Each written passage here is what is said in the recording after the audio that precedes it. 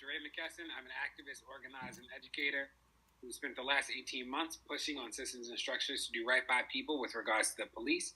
I'm currently a candidate to be the next mayor of Baltimore.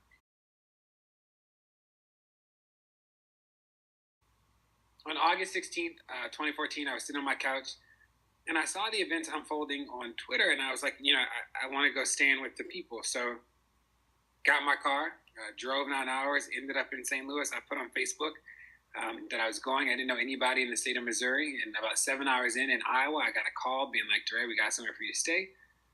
And that was the beginning for me. So I showed up, stayed with some friends of friends of friends for those first 2 days. And the second day I was there was the first night I got tear gassed. And it was in that moment that I became a protester. It was this understanding that this is not the America I know, and that it could be better. And that was the beginning of it.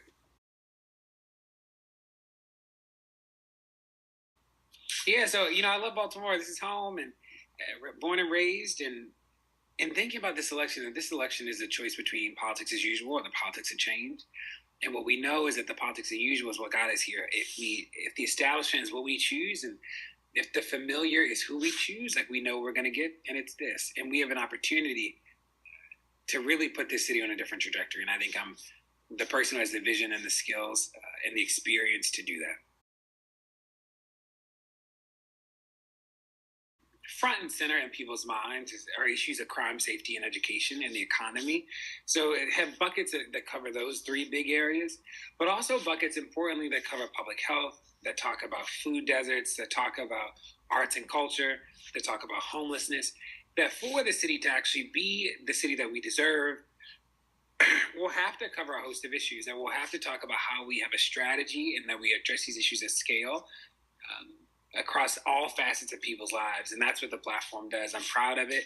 I think it's aggressively innovative, and it's all doable.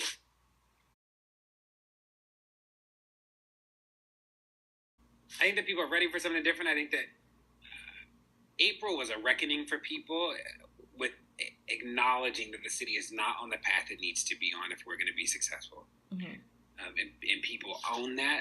When I talk to voters every day, they are looking for something fresh and something new. They know that the ways that we run the city are not the ways that will lead us to the next era. So it really pushed people to confront some hard truths about the strategies that the city's employed in the past that haven't been successful.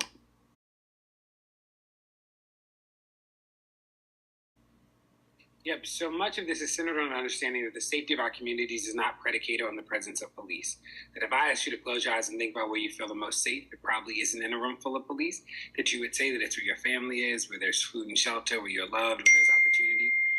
And we have to be mindful of that the police have three primary roles, one around prevention, one around response to crime, and another around solving crime. And they can't do any of that alone. That the prevention work is really not about policing, that it's about strong schools and strong families, strong neighborhoods, about making sure that there are jobs.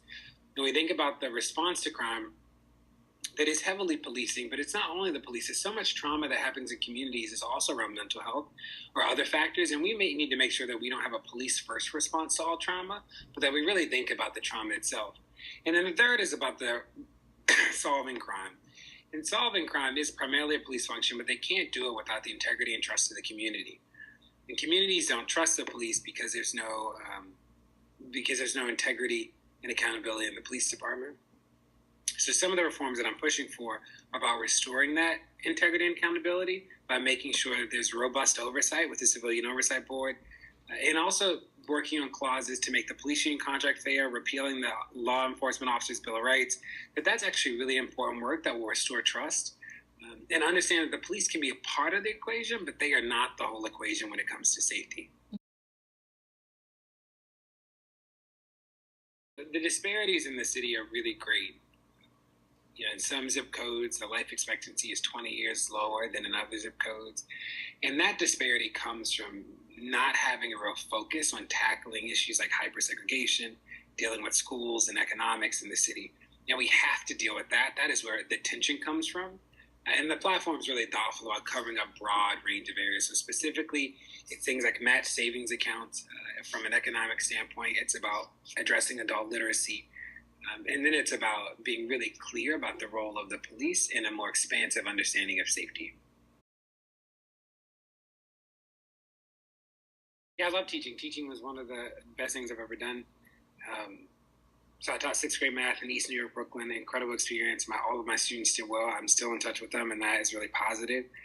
I also helped lead the largest community center at the Harlem Children's Zone, and that was an incredible experience as well. Then I moved back to Baltimore and opened up an after-school, out-of-school center on the west side of Baltimore. So I've had a lot of rich experiences with work with kids and with students, and those have been incredible. It helped change the way I thought about community, and I think about my work every day is about making a better world for all of the kids that I used to work with. So there are 4 institutions that the city doesn't manage right now that will need to soon. That's the bus system, jails, the community college, and the school system.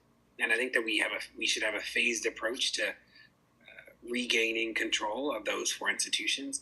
Right now, the mayor doesn't control schools, and what I proposed is for there to be a robust strategy around adult literacy, and then for us to think about those early years at 0 to 3 and then 4 or 5 years, and have a targeted strategy with home visits, with making sure that people have access to services, whether it's pre-K or healthcare in those early ones. And then during the school age years, making sure that teachers and classrooms have the necessary supports and resources to do their work well. So I'm mindful that charters are public schools here in Baltimore, and all of the members of charter schools are also, all the teachers are also union members, and that's really important to me. I think that charters at their core are an idea that if we lower the constraints, that should increase innovation. And when that happens, we should take those learnings and see how we can scale them up. And that's what I think charters do. We have a strong set of schools here in the city. That's a good foundation that we just need to keep building on. And we need to make sure that there's a strategy that aligns all the resources. So, charter schools are strong schools in the city.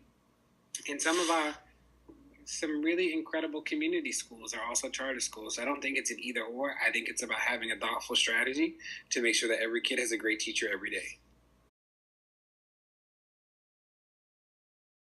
So it's not clear that there is strong leadership in the school system right now. I think about the young boy who was just slapped by the school police officer as well, and how the school system immediately said that he was not a student, and then it came out that he was a student. And it's those sort of things that don't inspire trust and confidence in the leadership.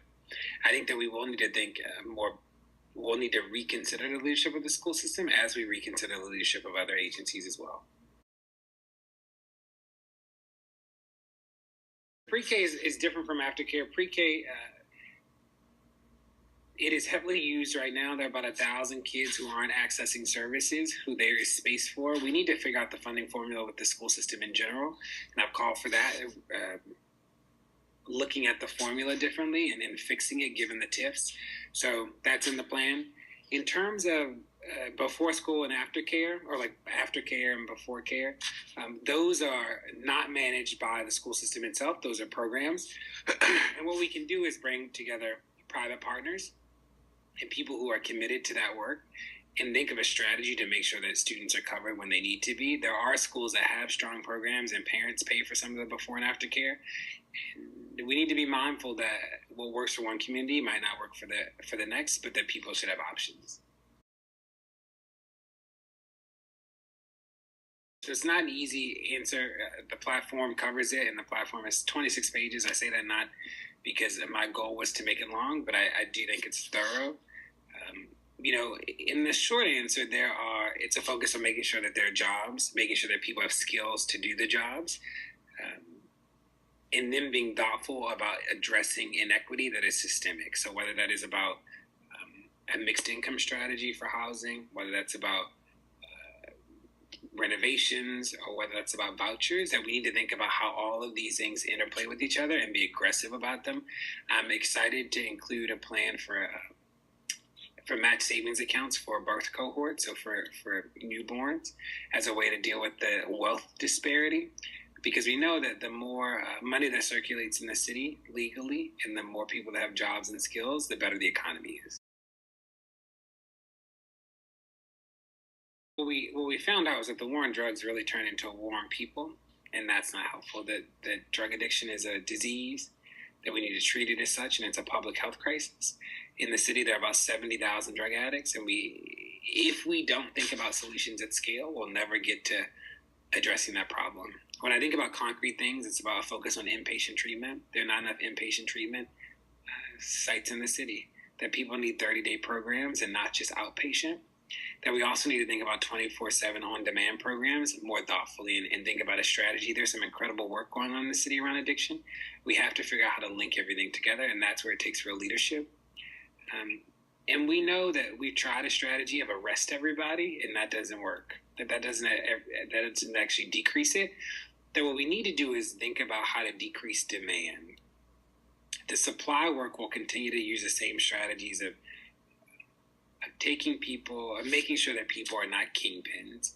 But in terms of the people who are using drugs, I feel firmly that nobody's waking up saying, hey, I want to die today from a heroin overdose, or hey, I want to die, I want to get shot to death over this bag of weed, that's not real. Mm-hmm. And we can actually be thoughtful about how to take people out of the drug trade and put them into legal economies. Yep, I can't give away all my secrets, but I can say that social media allows me to connect with people that I otherwise would not, and allows them to access the message. So I continue to use it to amplify messages, to help people see where I am and what I'm doing, and then to respond to people. We just had a really great meet and greet at someone's house, and that was because they hit me up on Twitter, and that work is really important. So I'm proud of that, and it's been an incredible platform for me to use to reach out to people, and for me to have good conversations and get pushback and just learn new ideas. It's about putting forth the vision and the plan during the campaign, and then it's about executing the vision and plan to make sure the city lives up to the promises of the city itself. So I think there's a lot of potential and love in the city, and we've lived through decades of it not reaching its potential, and this is our moment. Okay.